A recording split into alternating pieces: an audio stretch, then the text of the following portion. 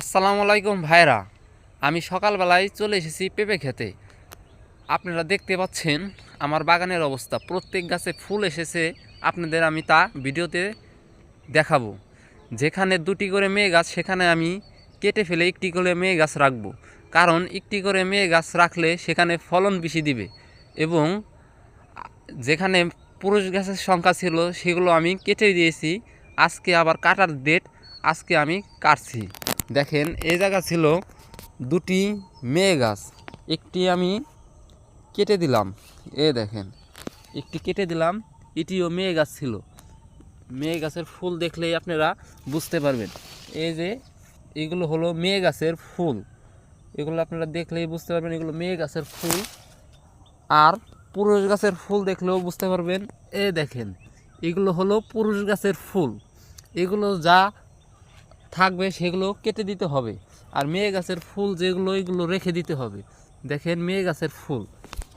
আমি আরও কিছু গাছ কাটবো। দেখেন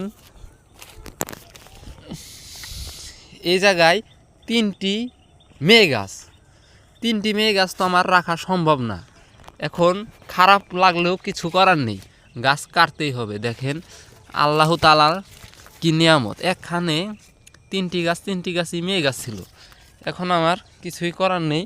এখন আমার যেগুলো ছোট চারা সেগুলো আমি কাটছি। দেখেন